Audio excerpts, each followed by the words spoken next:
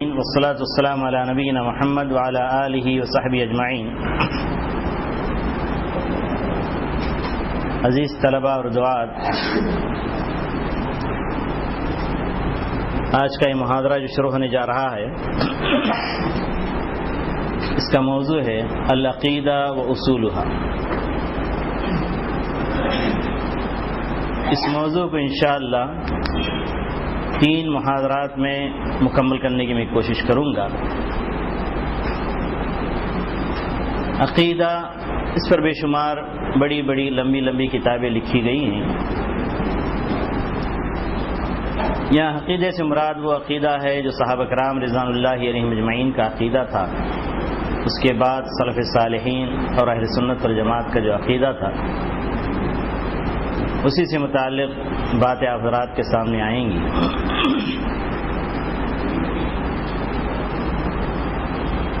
ان بڑی کتابوں کو آسان کر کے محاضرات کی شکل میں عوام کے سامنے کیسے پیش کیا جائے، یہ طریقہ یہاں پر سکھایا جائے گا۔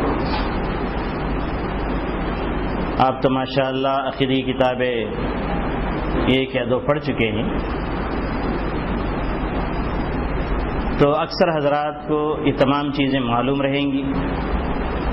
جن کو معلوم پہلے سے ان موضوعات کے بارے میں معلومات ہیں، وہ لوگ طریقہ سیکھ سکتے ہیں کہ عوام کے لیے کس طریقے سے اس عقیدے کو آسان کر کے پیش کیا جا سکتا ہے، اور جن کے پاس پہلے سے معلومات نہیں، بڑے سہل انداز میں ان کے پاس یہ معلومات حاصل ہو جائیں گی۔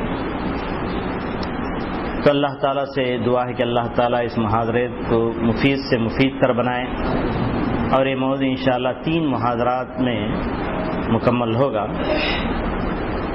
اور اس کے متعلق ہمارے پاس منہج بالکل بنا بنایا تیار ہے، بعد میں آپ کو اس کی تصویر کر کے دے دی جائے گی، اور اس کی روشنی میں آپ کہیں بھی جا کر عقیدے کے اوپر آپ محاضرات دے سکتے ہیں۔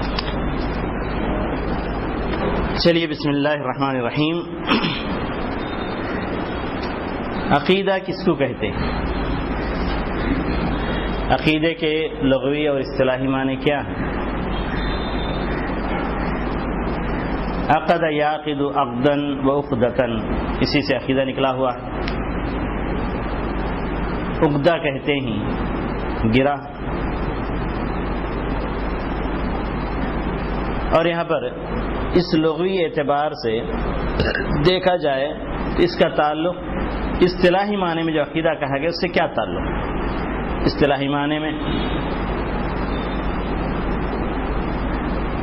یعنی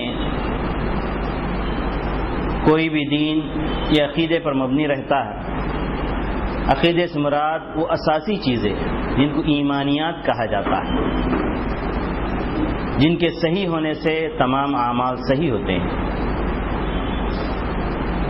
اور اصطلاحی معنی میں جو عقیدہ ہے اور لغوی معنی میں جو عقیدہ ہے، دونوں میں کیا مناسبت ہے، اس کے لیے میں ایک مثال کے ذریعے واضح کرنا چاہتا ہوں تاکہ بات عوام کو بھی سمجھ میں آ جائے۔ عقد یعقد عقدۃ، گرہ باندھنا۔ آپ ایک ہار بناتے ہیں، موتیوں والا ہار۔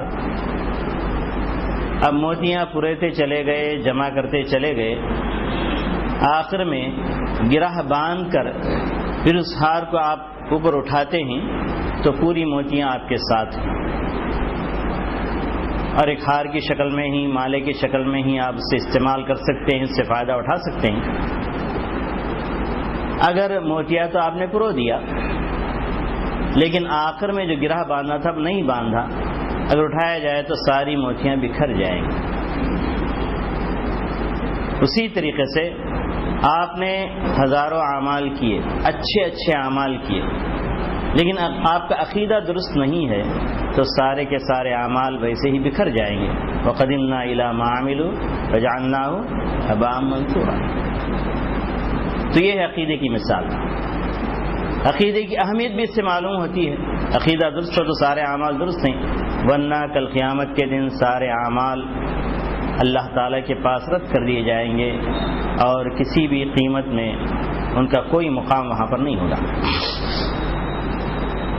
تو اس طرح عقیدے کی اہمیت بھی معلوم ہو گئی اور لغوی اور اصطلاحی دونوں کے درمیان میں جو مناسبت ہے وہ بھی آپ کو معلوم ہو گیا۔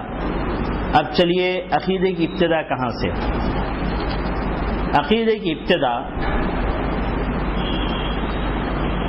کلمہ طیب لا الہ الا اللہ سے ہونا چاہیے۔ اور یاد رکھیے جب صحیح عقیدہ آپ پیش کرنے کے لیے جائیں گے تو غلط عقائد کی طرف، غلط خیالات اور غلط تصورات کی طرف بھی نشاندہی کرنا پڑے گا، اس لیے کہ جب تک غلط چیزیں معلوم نہ ہو صحیح چیز کیا ہے اس کی نہ قدر ہے نہ اس کے بارے میں صحیح معلومات ہم حاصل کر سکتے ہیں۔ تو اس لیے ساتھ ساتھ کچھ غلط چیزیں بھی، جو غلط افکار ہیں، جو گمراہ فرقے ہیں، ان کے عقیدے کی باتیں کیا ہیں، ان کی طرف بھی اشارہ آپ کو ملتا رہے گا، کیونکہ عقیدے کی ایک فن کے طور پر، ایک علم کے طور پر اسی وقت ضرور پیش آئی دنیا کے اندر غلط عقائد پھیل گئے تھے۔ قرآن مجید اور احادیث مطہرات سے ہٹ کر لوگوں نے فلسفے سے متاثر ہو کر، دوسرے ازم سے متاثر ہو کر، دوسرے مذاہب سے متاثر ہو کر کچھ اپنے عقائد بنا لیے تھے۔ اس کے مقابلے میں اہل سنت والجماعت نے سوچا کہ جب تک قرآن و حدیث کی روشنی میں وہ اساسی اور وہ مبادیات، وہ اساسی چیزیں جن پر ہمارے عقیدے کی بنیاد ہے، ان کو جمع کر کے لوگوں کے سامنے نہیں پیش کیا جائے گا، تب تک لوگ صحیح عقیدے پر جم نہیں سکتے۔ چنانچہ اس کے مقابلے میں کتابیں لکھنی پڑی۔ تب آئیے سب سے پہلے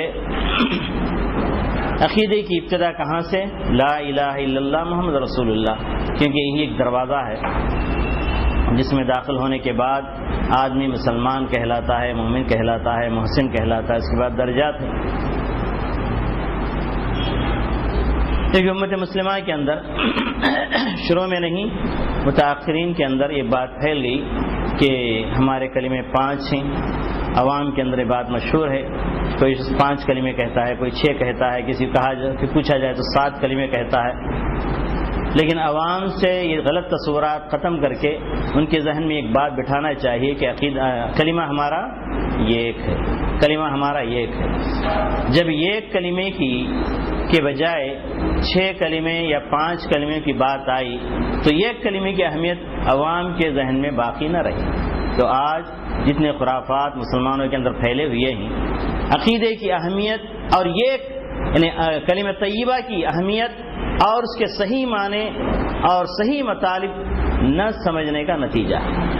ایک تو 5 کلمے کہہ کر ہم نے کلمے کی اہمیت کو گھٹا دیا ہم نے، اور پھر اس کے بعد اس ایک کلمے کا صحیح معنی بیان نہ کر کے اس کی اہمیت کو اور گھٹا دیا۔ اس وجہ سے آج دنیا کے اندر خرافات پھیلے ہوئے ہیں۔ تو سب سے پہلے عوام کے ذہن میں اس بات کو بٹھانے کی کوشش کرنا ہے کہ کلمہ ہمارا یہ ایک ہے، وہ ہے کلمہ لا الہ الا اللہ محمد الرسول اللہ۔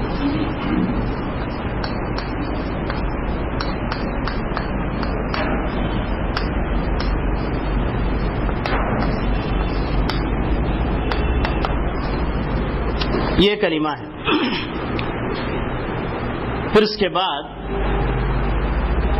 اس کو کلمہ طیبہ یا کلمہ شہادت بھی کہا جاتا ہے۔ کلمہ طیبہ قرآن مجید کی اس آیت سے کیا ہے؟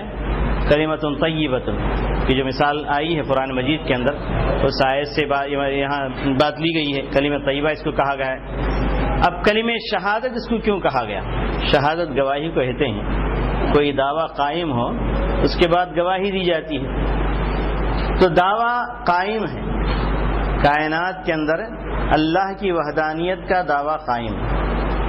فی کل شیء آیۃ تدل علی انہ واحد، ذرہ ذرہ کائنات کا کہتا ہے کہ اللہ تعالیٰ یہ ہے۔ اب ہم مسلمان آئے ہیں اس لیے کہ اس دعوے کو مضبوط کرے گواہی دے کر۔ ہم اس دعوے کی گواہی کے لیے آئے ہیں، مقدمہ پیش کرنے کے بعد، دعویٰ پیش کرنے کے بعد گواہوں کو طلب کیا جاتا ہے۔ تو اللہ تبارک تعالیٰ جب سے کائنات کو بنایا ہے، ہر چیز کے اندر اپنی وحدانیت کی نشانی اللہ تبارک تعالیٰ اتار دیا۔ ہر چیز کے اندر اللہ تعالیٰ کی وحدانیت نظر آئے گی، اور ہم آ کر گواہی دیتے ہیں کہ اللہ تبارک تعالیٰ ایک ہے، اور اس کے آخری رسول پیارے نبی حضرت محمد مصطفیٰ صلی اللہ علیہ وسلم ہیں۔ اس لیے اس کلمے کو کلمہ شہادت کہا گیا۔ پھر اس کے بعد اس کے معنی کیا ہیں؟ کلمہ طیبہ، کلمہ شہادت کے معنی کیا ہیں؟ یہاں بھی لوگوں نے مختلف معنی اس کے اندر بیان کیے ہیں۔ لا الہ کا کسی نے معنی بیان کیا کہ صرف اس حد تک، لا الہ سے مراد لا رب الا اللہ۔ خیر، معنی بیان کرنے سے پہلے میں دونوں کو الگ کرنا چاہتا ہوں۔ پہلے یہ بات بھی سن لیجئے، تو کلمے کے دو جز ہیں، اس کو کلمہ رسالت کہتے ہیں، اس کو کلمہ توحید کہتے ہیں، اس کو کلمہ توحید کہتے ہیں، اور اس کو کلمہ رسالت کہتے ہیں۔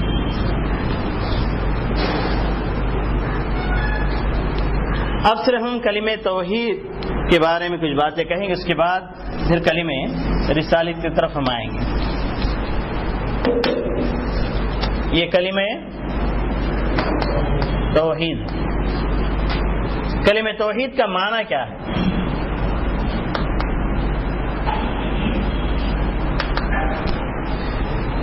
لا الہ الا اللہ، اس کے کئی معنی بیان کیے گئے ہیں۔ لا رب الا اللہ،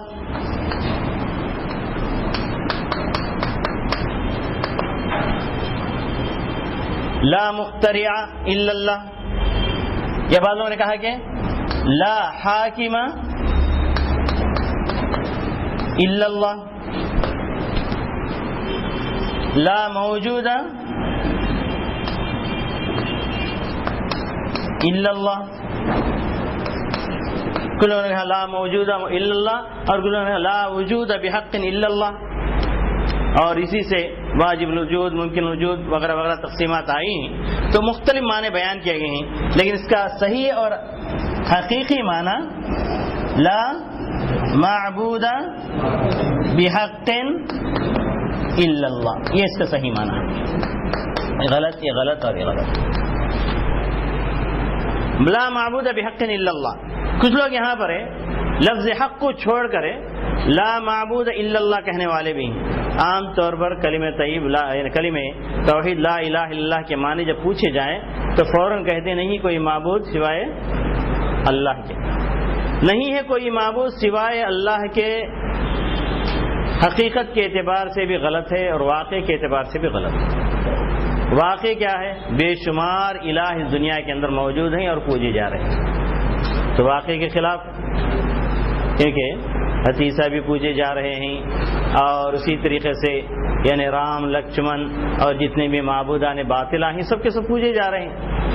نہیں ہے کوئی معبود سوائے اللہ کے کہنا معنی پورا نہیں ہوا، صحیح معنی اس کا سامنے نہیں آیا۔ لا معبود بحق الا اللہ کہنے سے صحیح معنی اس کا سامنے آتا ہے، یعنی کوئی عبادت کے لائق نہیں ہے سوائے اللہ کے۔ یہاں پر ایک شبہ یہ پیدا ہو سکتا ہے کہ لا رب الا اللہ، تو کیا آپ اللہ کے علاوہ کسی کو رب مانتے ہیں؟ کیوں اس کا معنی صحیح نہیں ہے؟ اگر یہ مراد لے لی جائے لا رب الا اللہ، ہم کہتے ہیں کہ معنی پورا نہیں ہے، ایک حد تک صحیح ہو سکتا ہے لیکن پورا معنی نہیں ہے اس کا۔ تو پوچھنے والا یہ پوچھ سکتا ہے کہ کیا آپ لا رب الا اللہ جب ہم کہتے ہیں تو آپ اس کو غلط قرار دیا ہے؟ کیا اللہ کے علاوہ بھی آپ کے پاس کوئی رب ہے؟ تو ہم کہیں گے کہ نہیں، کوئی رب نہیں ہے۔ پھر معنی کیوں صحیح نہیں ہے؟ یہ سوال ایک اہم سوال ہے، یہ علمی سوال ہے۔ اس کے معنی صحیح کیوں نہیں ہے لا رب الا اللہ، یا لا خالق الا اللہ ہم کہتے ہیں، تو یہ معنی اس کے کیوں صحیح نہیں ہے؟ تو ہم کہیں گے کہ جب لا رب الا اللہ، لا خالق الا اللہ کہتے ہیں تو وہی یہ ایک صفت کے اندر اس کا کوئی ساجی نہیں ہے، اس کا کوئی مثیل نہیں ہے، آپ بیان کر رہے ہیں، لیکن باقی صفات آپ کی خالی ہو جا رہی ہیں۔ جب لا الہ الا اللہ کہتے ہیں تو الہ وہی ہو سکتا ہے جو ہمارا خالق ہے، الہ وہی ہو سکتا ہے جو ہمارا رب ہے، الہ وہی ہو سکتا ہے جو ہمارا رازق ہے۔ تمام 99 جو صفات ہیں اور اللہ تعالیٰ کے اسماء ہیں، سارے کے سارے الہ کے اندر آ جاتے ہیں۔ الہ کون بن سکتا ہے؟ جو خالق ہے. الہ کون بن سکتا ہے؟ جو رب ہے. الہ کون بن سکتا ہے؟ جو رازق ہے. الہ کون بن سکتا ہے؟ جو مصرف کائنات کے اندر تصریف کر رہا ہے. تو لا الہ کے اندر ساری صفات آ جا سکتے ہیں، لیکن لا رب الا اللہ، لا خالق الا اللہ کے اندر یہ تمام چیزیں نہیں آ سکتی. مثلا کہ لا رب الا اللہ آپ نے کہہ دیا بھائی، نہیں ہے کوئی رب سوائے اللہ کے، اس کا مطلب ہے کہ دوسرا خالق ہے. ہاں، اس کا مطلب ہے کہ دوسرا رازق ہے. یہی نا بات ہوئی. رب کے اندر خالق کی صفت اور رازق کی صفت آ نہیں سکتی، لیکن الہ کے اندر یہ تمام صفات آ جائیں گی. الہ وہی بنے گا جو واقعی خالق ہے، الہ وہی بنے گا جو ہمارا رب ہے. بات سمجھ میں آئی؟ بات سمجھ میں تو ہم آگے بڑھیں گے. یعنی ان تمام معانی کو ہم جو غلط قرار دے رہے ہیں، اس کے اندر بعض یعنی ایک حد تک صحیح ہے لیکن پورا صحیح نہیں ہے، پورے معنی اس کے اندر نہیں آئے. اسی طریقے سے لا حاکم الا اللہ، اس کے اندر بھی ایک حد تک حاکم کی حد تک آپ وحدانیت کا اعلان کر رہے ہیں، لیکن اس کے اندر خالق کی وحدانیت نہیں ہے، رب کی وحدانیت نہیں ہے، الہ کی وحدانیت نہیں ہے. ہم کو جو حکم ملا ہے الہ کی وحدانیت کے اعلان کرنے کا. الہ جب کہتے ہیں حقیقی الہ وہی ہو سکتا ہے جو حاکم بھی ہو، رازق بھی ہو، مالک بھی ہو، سب کچھ.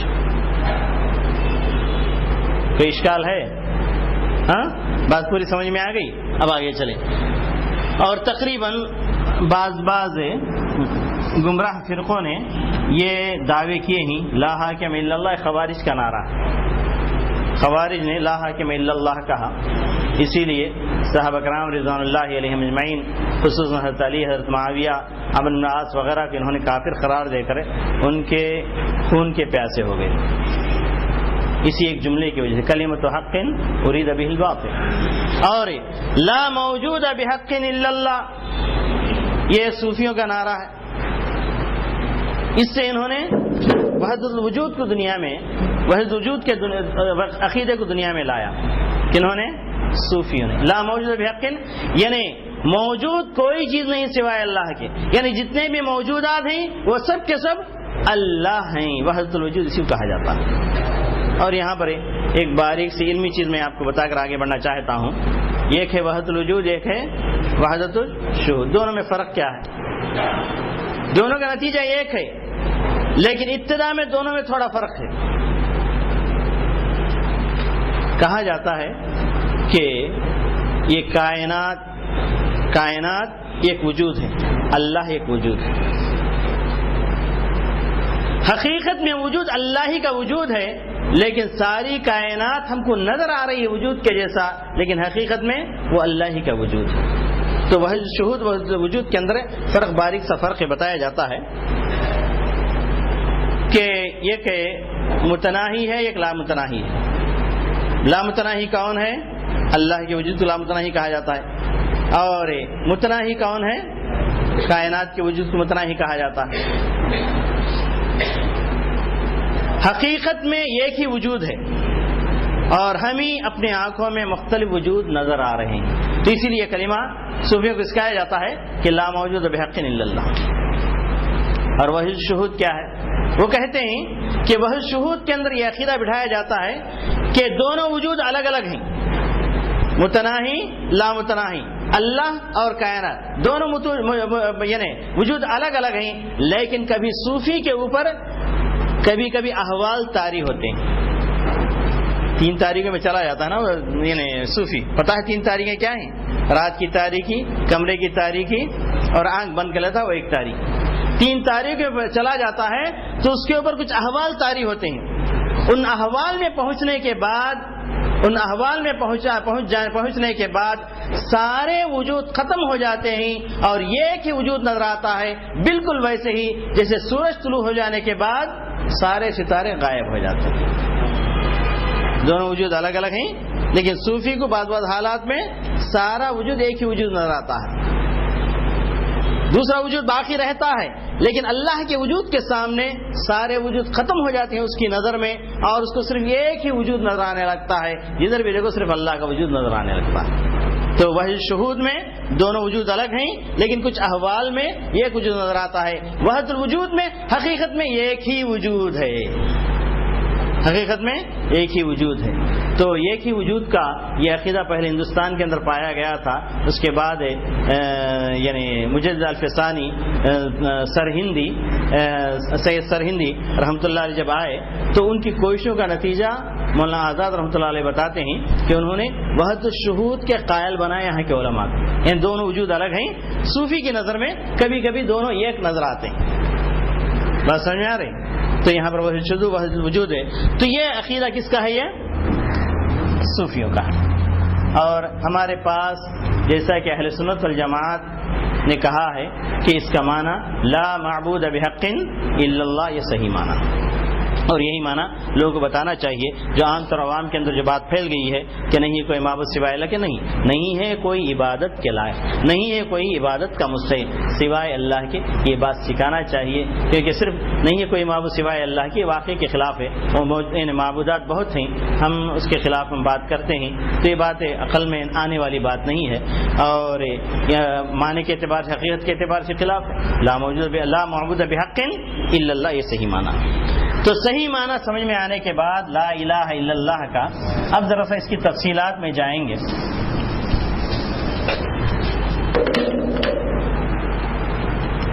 اس کلمہ توحید کے دو حصے ہیں، ایک ہے نفی، دوسرے اثبات. نفی سے مراد نفی کس چیز کی ہے، اثبات سے مراد کس بات کا اثبات ہے. نفی کے معنی انکار، کس چیز کا انکار، اور اثبات یعنی کسی چیز کو ثابت کر رہے ہیں.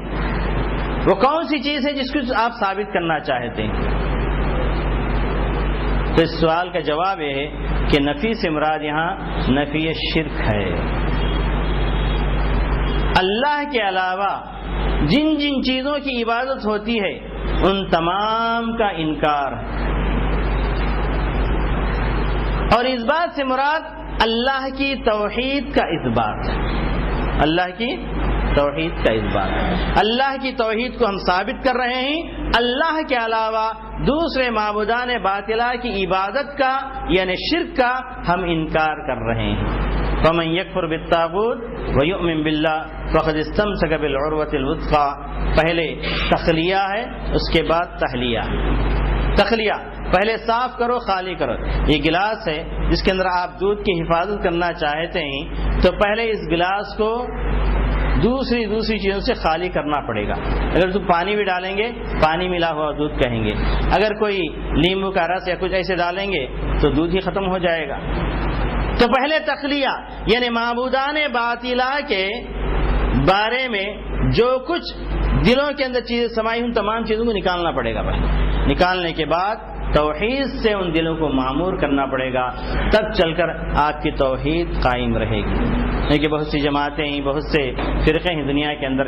کیا یعنی آپ تعارض نہ کریں، فلاں سے تعارض نہ کریں، شرک سے تعارض نہ کریں، فلاں سے تعارض، آپ اپنی توحید بیان کرتے چلے جائیے.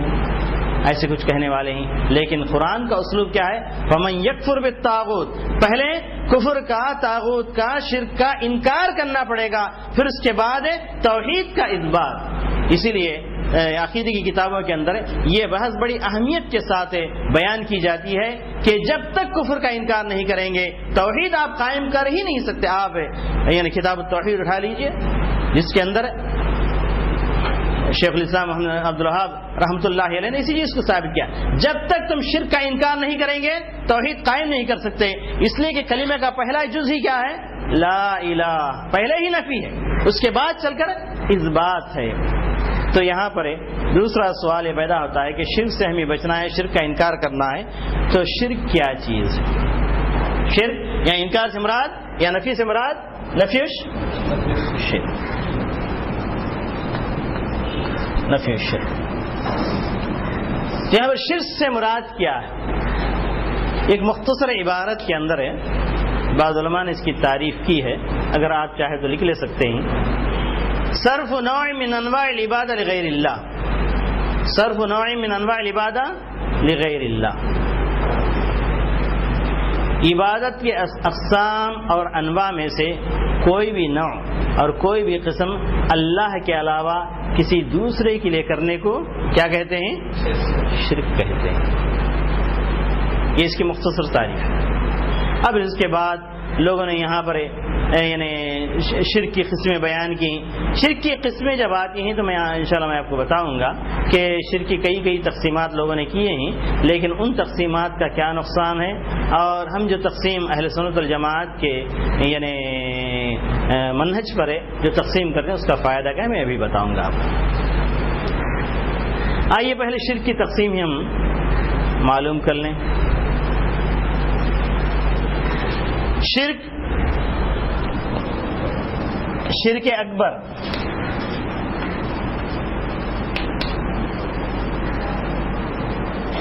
شرک اصغر،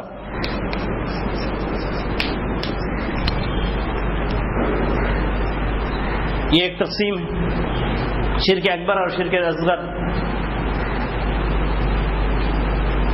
شرک اکبر اور شرک اصغر کا فرق علماء نے کیوں بتایا؟ جبکہ صرف نوع من انواع عبادت غیر اللہ وہ شرک، کوئی بھی قسم اللہ کے علاوہ کسی دوسرے کے لیے کرتے ہیں تو وہ شرک ہے، یعنی عبادت کی قسموں سے کوئی بھی قسم. تو یہاں پر شرک اصغر اور شرک اکبر کو الگ الگ علماء نے کیوں الگ کیا ہے؟ تو نتائج کے اعتبار سے دونوں میں بڑا فرق ہے. نتائج کے اعتبار سے دونوں میں بڑا فرق ہے. دونوں پر ایک حکم آپ لگا نہیں سکتے. تو اب دیکھنا پڑے گا کہ شرک اکبر کے نتائج کیا ہیں اور شرک اصغر کے نتائج کیا ہیں. شرک اکبر کے نتائج بتائیے. ہاں، حبوط العمل، حبوط العمل، حبوط الاعمال.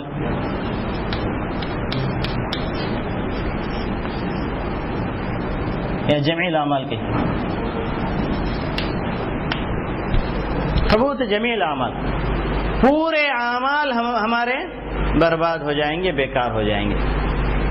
شرک اکبر کا ارتکاب پورے اعمال کے، جیسے کہ اللہ تعالیٰ قرآن مجید میں ارشاد فرمایا ہے لئن اشرکت لیحبطن عملک ولتکونن من الخاسرین. نمبر 2، ہاں دوسرا نقصان کیا ہے جی؟ خروج عن الملہ.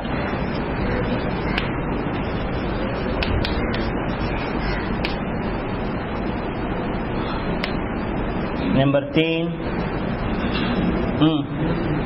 خلود فی النار. 3 بڑے بڑے نتائج جو شخص سے یعنی شرک کا ارتکاب کرتا ہے وہ ملت سے خارج ہو جاتا ہے اور جہنم کے اندر ہمیشہ ہمیشہ کے لیے چل جاتا ہے. یہ بڑے بڑے نتائج. اور شرک اصغر کی وجہ سے حبوط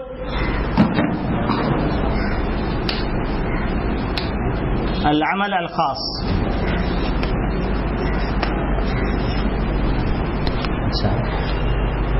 خروج عن الملہ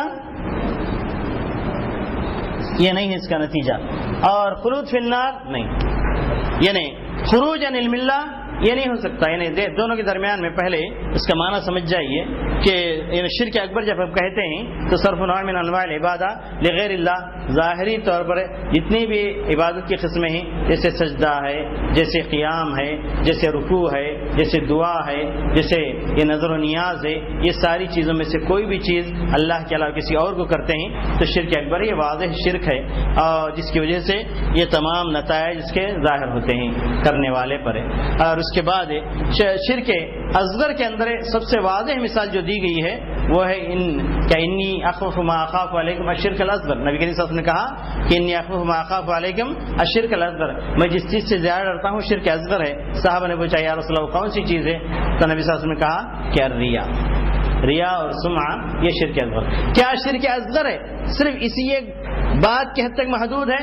نہیں، علماء کرام نے اور بھی قسموں کو اس کے اندر شرک اصغر کے اندر شمار کیا ہے، جسے قسم کھانا یہ شرک اصغر میں سے. یہ کہنا کہ اذا شئت وشاء اللہ، اللہ چاہے اور تم چاہے تو یہ کام ہو جائے گا، یہ کہنا یہ بھی شرک اصغر میں شامل ہوگا۔ لیکن نبی کریم صلی اللہ علیہ وسلم کے سامنے ایک صحابی نے کہا کہ جب اللہ چاہے آپ چاہے تو یہ کام ہو جائے گا، تو نبی صلی اللہ علیہ وسلم نے کہا کہ جعلتنی للہ ندا قل ما شاء اللہ وحدہ، کیا تم نے اللہ کے برابر مجھے قرار دیا؟ تم یہ کہو کہ اللہ تعالیٰ اکیلا چاہا تب یہ کام ہو سکتا ہے۔ تو قسم کھانا، اللہ کے ساتھ کسی اور کو شریک قرار دینا، یعنی کس کے اندر ہے؟ مشیت کے اندر اللہ کے علاوہ کسی اور کو شریک قرار دینا، اور اسی طریقے سے کوئی کام کسی ذریعے سے ہوتا ہے اس ذریعے کی طرف کام کی نسبت کر دینا۔ مثلا ایک آدمی کسی ڈاکٹر کے پاس گیا، اللہ تعالیٰ کے حکم سے اس کو شفایابی نصیب ہوئی، کہنا ہے کہ فلاں ڈاکٹر کے پاس گیا مجھے شفایابی نصیب ہوگی، یہ کہنا یہ بھی شرک ہے۔ تو یہ کہنا اس کو یہ چاہیے کہ فلاں ڈاکٹر کے پاس گیا لیکن اللہ کے حکم سے مجھے شفایابی ہو گئی، یہ آدمی کہہ سکتا ہے۔ تو اس طریقے سے یہ جو چھوٹی چھوٹی چیزیں ہیں یہ تمام شرک اصغر میں۔ اسی طریقے ایک واضح مثال عام طور پر علماء کرام دیتے ہیں، وہ یہ کہ تعویذ ہے۔ تعویذ کے بارے میں، تعویذ کبھی شرک اکبر بھی ہو سکتا ہے، کبھی شرک اصغر بھی ہو سکتا ہے۔ تعویذ کے بارے میں اعتقاد رکھنا کہ یہ تعویذ ہے بذات خود ہمارے لیے نافع ہے یا ہم سے برائی کو، نقصان کو دور کر سکتا ہے، سمجھنا یہ شرک اکبر ہے۔ لیکن ایک آدمی کہتا ہے کہ یہ تعویذ تو میں لٹکا رہا ہوں، یہ ایک ذریعہ ہے نافع اور ضار، وہ اللہ تبارک و تعالیٰ یہ سمجھتا ہے، تو شرک اصغر میں اس کو شمار کیا جائے گا۔ کبھی کبھی علماء نے شرک کی ایک اور تقسیم بتائی ہے، شرک جلی، شرک خفی۔ تعریف کو ذہن میں رکھیے، تعریف کو سامنے رکھیے۔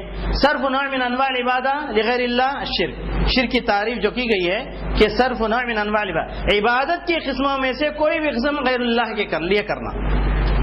اگر ظاہری طور پر وہ چیز نظر آ رہی ہے تو شرک جلی ہے، اگر ظاہری طور پر وہ چیز نظر نہیں آئی تو شرک خفی ہے۔ مثال کے ذریعے چیز واضح ہو جائے گی۔ مثلا ایک آدمی اپنے دونوں ہاتھ اٹھا کر کسی درگاہ کے سامنے کھڑے ہو کر مانگ رہا ہے، اے ولی اللہ مجھے یعنی بچہ دے دیجئے، مجھے مال دے دیجئے، میری حالت درست کر دیجئے، یہ واضح شرک ہے، اس کو شرک جلی کہا جائے گا۔ لیکن کبھی کبھی آدمی بظاہر یعنی کسی کی پوجا نہیں کرتا لیکن اعتقاد کے اندر شرک داخل ہو جاتا ہے۔ مثال کے طور پر کبھی کبھی لوگ بندش کرواتے ہیں، گھر کی بندش، گھر کے لیے تعویذ لٹکاتے ہیں، کبھی اپنی بندش کرواتے ہیں، اپنے ہاتھ میں اپنے گلے میں تعویذ لٹکاتے ہیں۔ تو یہاں پر آدمی اس تعویذ کی پوجا نہیں کر رہا ہے، اس تعویذ کے سامنے ہاتھ اٹھا کر نہیں مانگ رہا ہے، تعویذ کے بارے میں صرف اعتقاد رکھتا ہے، تو یہ بھی شرک ہے، لیکن ظاہر شرک نہیں ہے، لیکن باطن شرک ہے، شرک خفی ہے۔ اور شرک خفی اور شرک جلی یہ دونوں کبھی شرک اکبر بھی ہو سکتے ہیں، شرک اصغر بھی ہو سکتے ہیں۔ جیسا کہ میں نے مثال دی، یعنی تعویذ کی مثال دی، تعویذ کبھی شرک اکبر بھی ہو سکتا ہے، شرک اصغر بھی ہو سکتا ہے۔ تو شرک جلی اور شرک خفی کو آپ کبھی یہ نہیں سمجھنا کہ شرک خفی سے مراد شرک اصغر ہے، شرک جلی سے مراد شرک اکبر ہے، یہ نہیں سمجھنا۔ شرک جلی اور شرک خفی کبھی شرک اکبر میں بھی شامل ہو سکتے ہیں، کبھی شرک اصغر میں بھی شامل۔ نتیجے کے اعتبار سے یہ تقسیم ہے، شرک اکبر، شرک اصغر، اور یعنی ظاہری عمل کے اعتبار سے وہ تقسیم ہے شرک جلی اور شرک خفی۔ تو اتنی باتیں معلوم ہے، یہ شرک کی اقسام ہم نے اس لیے بتائی، اور شرک کی اقسام جانا اس لیے ضروری ہو گیا کہ شرک سے ہمیں بال بچنا ہے۔ لیکن نبی کریم صلی اللہ علیہ وسلم نے کہا کہ شرک انسان کی زندگی میں ایسے پہنچتا ہے اس کو پتہ بھی نہیں چلتا کہ کہاں سے آیا۔ تو صحابہ نے پوچھا یا رسول اللہ ایسے شرک سے ہم کیسے بچیں؟ تو نبی کریم صلی اللہ علیہ وسلم نے دعا بتائی ہے کہ اللہم انا نعوذ بک من ان نشرک فیما نعلم، اے اللہ ہم تیری پناہ میں آتے ہیں ایسے شرک سے جو جان بوجھ کر ہم کریں، ونستغفرک فیما لا نعلم، یعنی اور کبھی کبھی انجانے میں جو شرک ہو جاتا ہے ہم تیری مغفرت چاہتے ہیں۔ یہ دعا ہم پڑھتے رہیں گے تو ہر چھپے کھلے بڑے چھوٹے تمام شرک سے ہم بچ سکتے ہیں. تو انواع کا جاننا اس لیے ضروری ہو گیا کہ شرک سے ہر طریقے سے بچنا ہے، اور شرک مختلف طریقے سے انسان کی زندگی میں آتا ہے. تو اس لیے علماء کرام نے نتائج کے اعتبار سے اور اس کے انسان کی زندگی میں داخل ہونے کے اشکال کے اعتبار سے علماء کرام نے اس کو تقسیم کیا. جی اس کے نتائج لا يخرج عن الملة، لا يخرج عن الملة، لا يخلد في النار، لا يخلد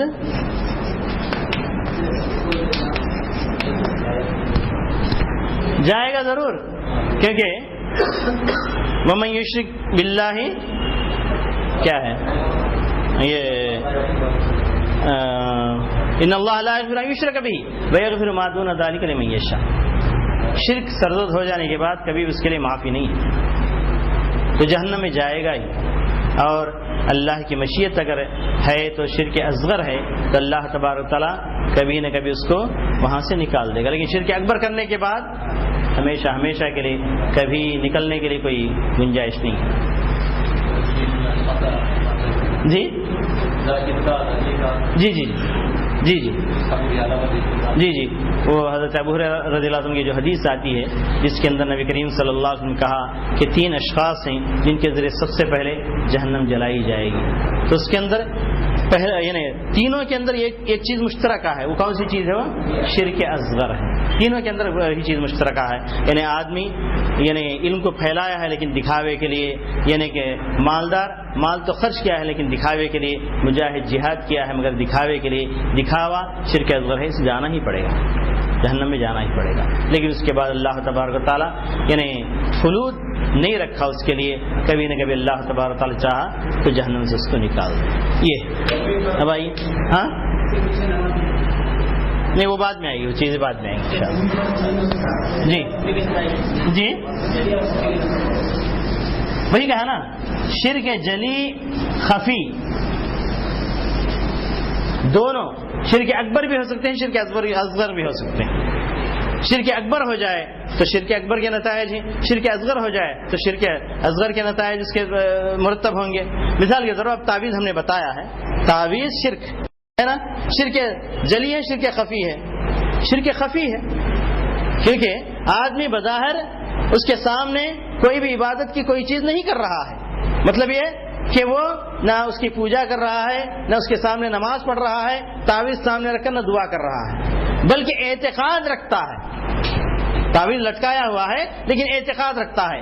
اور وہی تعویذ اگر نافع اور ضار اس کو سمجھتا ہے تو شرک اکبر بن گیا. اگر اسی تعویذ کو اگر کیا سمجھتا ہے وہ یعنی ذریعہ سمجھتا ہے اور نافع اور ضار حقیقت میں اللہ تعالیٰ سمجھتا ہے تو وہ شرک خفی بن گیا.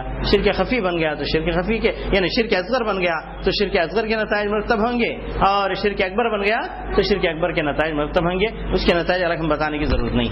تو اس لیے میں نے کہا کہ نتائج کے اعتبار سے شرک اکبر ہے، لیکن اشکال اس کی شکل کے اعتبار سے شرک جلی اور شرک خفی. جی جی نہیں ایسی کوئی ضروری نہیں ہے. یعنی بعض چیزوں میں ہے جیسے قسم وغیرہ میں ہے، جیسے دکھاوا ہے اس کے اندر ہے، یہ تمام چیزیں ہیں، لیکن اس کو آپ ایک حکم نہیں بنا سکتے. جی آگے بڑھیں گے ہم لوگ، بعد میں سوالات آخر میں رکھ لیں گے. ہاں محاضرہ ختم نہیں ہونا نا، 3 محاضرہ کے اندر پورا عقیدہ آ جانا ہے ہم لوگ. یعنی نفی کی بات ختم ہو گئی، اب اس بات کی بات. نفی سے مراد کیا لیا ہم نے؟ نفی ہے شرک. شرک کی قسمیں معلوم ہو جانے کے بعد اس کا انکار کرنا ہمارے لیے آسان ہو گیا. اب آئیے اثبات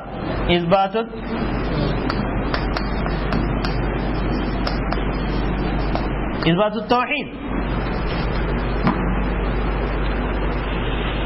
توحید کو ثابت کرنے کے لیے توحید کے اقسام جاننا پڑے گا. توحید کے اقسام تو مشہور ہیں، بتائیے. الالوہیہ، الربوبیہ،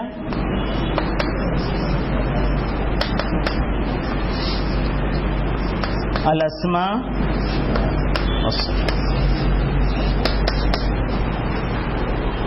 اس کے علاوہ لوگوں نے باقی تقسیمات کیے ہیں. یہ تو اہل سنت والجماعت کی تقسیم ہے توحید کو سمجھنے کے لیے، لیکن اس کے علاوہ کچھ لوگوں نے کچھ اور تقسیمات بتائے ہیں. مثال کے طور پر بعض لوگوں نے کہا کہ توحید فی الذات، توحید فی الاسماء، توحید فی الذات، توحید فی الافعال، توحید فی الاسماء. توحید فی الذات سے کیا مراد وہ لوگ لیتے ہیں؟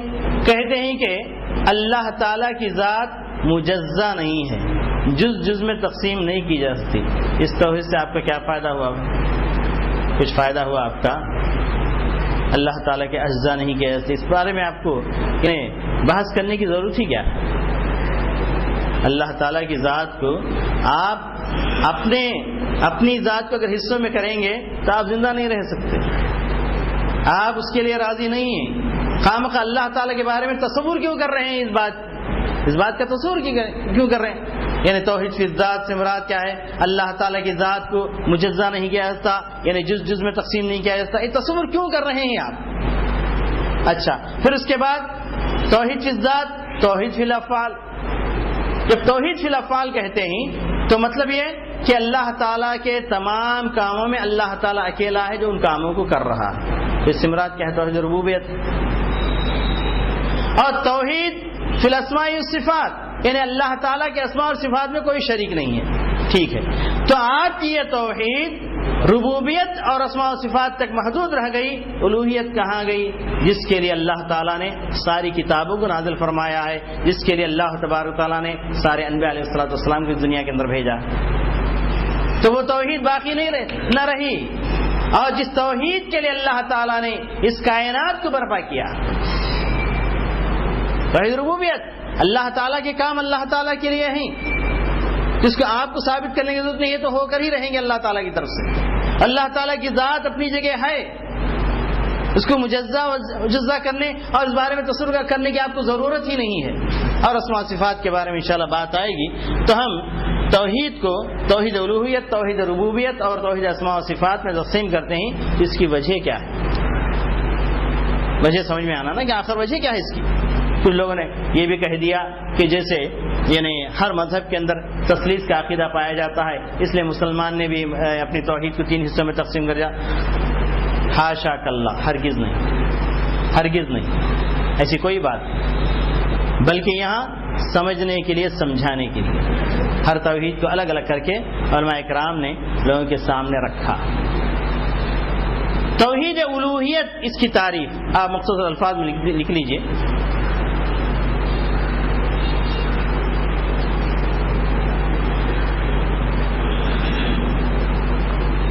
توحید الوہیت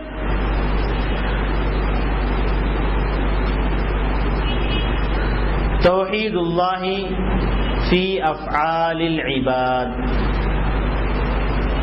توحید اللہ فی افعال العباد.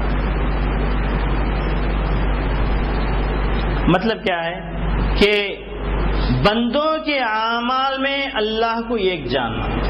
قل ان صلاتی ونسکی ومحیای ومماتی للہ رب العالمین. بندوں کے جتنے اعمال ہیں، چاہے وہ معاملات ہو چاہے عبادات ہو، سب کے سب اللہ کے لیے ہو جائے. اس کو توحید کیا کہا جائے گا؟ الوہیت کہا جائے گا. اسی کام کے لیے سارے انبیاء علیہ السلام مبعوث کیے گئے. توحید ربوبیت، توحید ربوبیت کی تعریف یہ کی جائے گی توحید اللہ فی افعالی، اللہ کو اس کے اپنے کاموں میں ایک بتانا. اللہ تعالیٰ کے کیا کام ہے؟ خلق اللہ تعالیٰ کا کام، رزق دینا یہ اللہ تعالیٰ کا کام، ربوبیت پالنا یہ اللہ تعالیٰ کا کام ہے، پرورش کرنا یہ اللہ تعالیٰ کا کام ہے. اس میں کوئی شریک نہیں ہے. اللہ تعالیٰ کے اپنے کاموں میں اللہ تعالیٰ کو ایک جاننا یہ توحید ربوبیت ہے، اور بندوں کے کاموں میں اللہ کو ایک جاننا یہ کیا ہے؟ توحید الوہیت. اور توحید ربوبیت انسانوں کی طبیعتوں میں اللہ تعالیٰ رکھ دیا. انسان کی فطرت کے اندر یہ چیز پائی جاتی ہے. جس وقت اللہ تبارک و تعالی انسان کو بنایا تھا اس سے اقرار لیا تھا. وہ اقرار کیا تھا؟ وہ الستو بربکم، توحید ربوبیت کا اقرار. اس اقرار کی وجہ سے ہر انسان کی طبیعت کے اندر، اس کی فطرت کے اندر یہ توحید بٹھا دی گئی ہے. اور آج میں بڑی آسانی سے کہہ دیتا ہے، آپ ایک کافر، ایک ملحد اور ایک مشرک سے بھی کہیے جو دوسرے فلسفات سے متاثر نہیں ہوا، اپنی فطرت کے اوپر ہے تیرا معبود یعنی تیرا مالک اور معبود اور رب کہاں ہے، تو فوراً آسمان کی طرف انگلی اٹھا کر بتائے گا کہ اوپر. تو یہ چیز اس کے طبیعت کے اندر پائی جاتی ہے. تو اس کو اللہ تعالیٰ دلیل بنایا. کس کو؟ توحید ربوبیت کو دلیل بنا کر توحید الوہیت کو اللہ تعالیٰ نے ثابت کیا. جیسے یا ایھا الناس اعبدوا ربکم الذی خلقکم والذین من قبلکم لعلکم تتقون الذی جعل لکم الارض فراشا والسماء بناء وانزل من السماء ماء فاخرج به من الثمرات رزقا لکم فلا تجعلوا للہ اندادا وانتم تعلمون. یعنی یہ سارے کام تمہیں پیدا کرنا، تمہارے باپ داداؤں کو پیدا کرنا، اور زمین کا بنانا، آسمان کا بنانا، پھر بارش کا نازل کرنا، اور بارش کے ذریعے میوے اس دنیا کے اندر اگانا، یہ تمام کس کا کام ہے؟ اللہ تبارک تعالیٰ کا کام ہے. اس کو جانتے ہو، جانتے بوجھتے پھر اللہ تعالیٰ کے ساتھ عبادت کا موقع آتا ہے تو دوسروں کو کیوں شریک ٹھہراتے ہو؟ توحید ربوبیت کو اللہ تعالیٰ نے کیا کیا؟ دلیل بنایا ہے. کس کے لیے؟ توحید الوہیت کے لیے. تو اتنی بات سمجھنے کے بعد آخر میں توحید اسماء و صفات کی بات ہے انشاءاللہ آئندہ محاضرے میں، کیونکہ یہ توحید اسماء و صفات یہی ہمارا طور امتیاز ہے. تمام ملتوں میں ملت اسلامیہ نے اس کی حفاظت کی ہے، اور ملت اسلامیہ کے جتنے فرقے ہیں عموماً تمام فرقوں میں صرف اہل سنت والجماعت نے توحید اسماء و صفات کا لحاظ رکھا ہے اور اس کی حفاظت کی ہے، اور یہی ہمارا طور امتیاز ہے. انشاءاللہ آئندہ محاضرے میں توحید اسماء و صفات کے بارے میں بات شروع. ایک منٹ، ہاں اس کے بعد سوالات کر سکتے ہیں. ایک 2-4 منٹ دوسرے محاضرہ آنے تک. آ گئے کیا شیخ؟ آ چکے ہیں؟ آ گئے ہیں؟ جی فرمائیے. جی لا رب الا اللہ عام طور پر سلفیوں کے علاوہ سلفیوں کے قریب جو جماعتیں ہیں وہ تقریباً ان کے پاس یہی معنی ہے.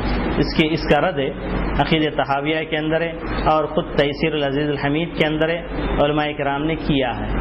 یعنی اہل سنت الجماعت جس کو سلف کہا جاتا ہے، عقید سلف کہا جاتا ہے، عقید سلف کے اندر یہ معنی واضح کیا گیا ہے. عقید خلف جتنا بھی ہے، چاہے شریعت ہو، ماترید ہو، فلاں ہو، فلاں ہو، یہ لوگ کیا کہتے ہیں؟ لا رب الا اللہ، لا مخترع الا اللہ، یہ کہتے ہیں. تو اس کے اندر برابر رد کیا گیا ہے کہ دیکھو لا رب جب کہتے ہیں تو یہ ایک معنی ادا ہوتا ہے، لیکن پورا معنی اس کے اندر شامل نہیں.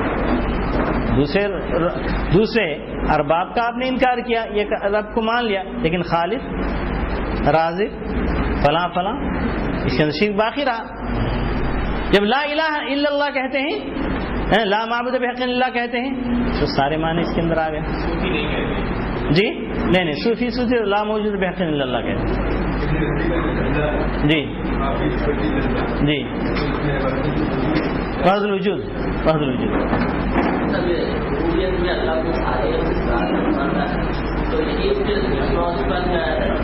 اسماء صفات میں جو بات آئی انشاءاللہ ہم سمجھائیں گے. دونوں میں بہت بڑا فرق ہے. بات انشاءاللہ سمجھ میں آ جائے گی آپ کو. توحید اسماء و صفات کے اندر جو اسماء و صفات اللہ تعالیٰ نے اپنے لیے جو ثابت کیا قرآن حدیث کے اندر، اس کو اللہ کے لیے ثابت کرنا، اس کی کوئی تعویل نہیں کرنا، یہ مراد تعویل. یہاں پر تعویل سے ہٹ کر، تحریف سے ہٹ کر، تکییف سے ہٹ کر. ہاں جی کیسے فرقہ باطلہ؟ جی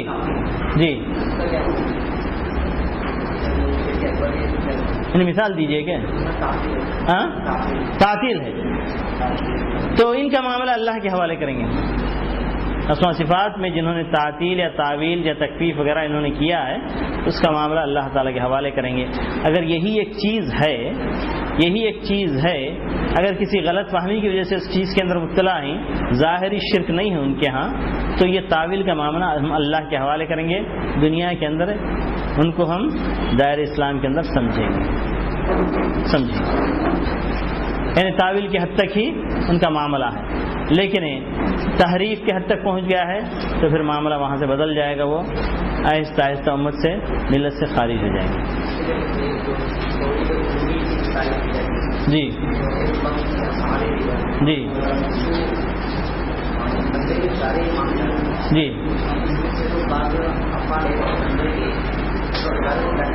جی ہاں, اس کے اندر فرق کیا جائے گا. عبادت محضہ اور غیر محضہ میں شمار فرق کیا جائے گا. اور بندے کو چاہیے کہ سارے معاملات اللہ کے لیے کرے.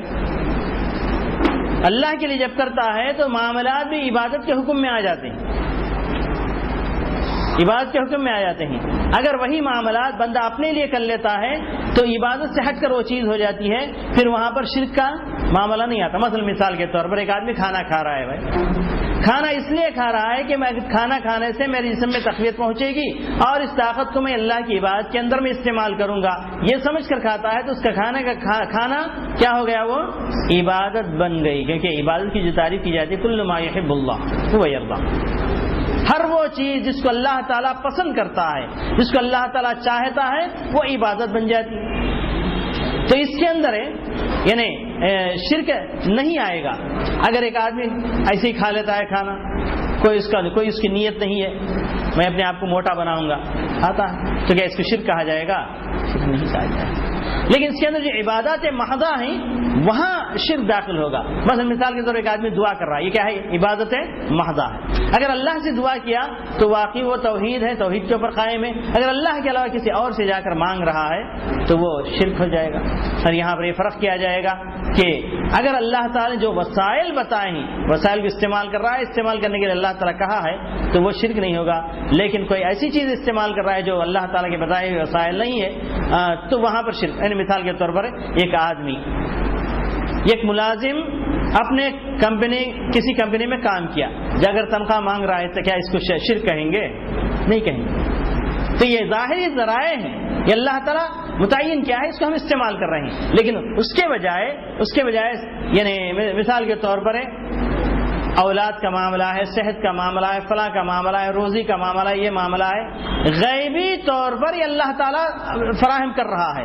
تو اللہ کے علاوہ کسی اور کو کے اندر یہ قدرت سمجھتا ہے غیبی طور پر تمام چیزیں وہ دے دے گا, تو یہ شرک ہے. اس زمان کے اندر باریکیاں ہیں, ذرا سا فرق کرنا چاہیے. جی جی جی آپ ذرا آواز سے کہیے, کیوں آپ مشرکین؟ ہاں جہالت عذر ہے کیا پوچھ رہے ہیں؟ نہیں, مشرک کے لیے عذر نہیں, مشرک کے لیے عذر نہیں ہے. یہاں پر دو چیزیں ہیں. ایک واضح ہے جو شرک جلی جس کو کہا جاتا ہے, شرک اکبر کہا جاتا ہے, اس کے اندر تو کوئی عذر نہیں ہے. لیکن شرک خفی جو ہے اس کے اندر عذر ہو سکتا ہے, اس کے اندر عذر, شرک خفی کے اندر عذر ہو سکتا ہے. جو ظاہری طور پر شرک ہے اس کے اندر تو کوئی عذر نہیں ہو سکتا. اچھا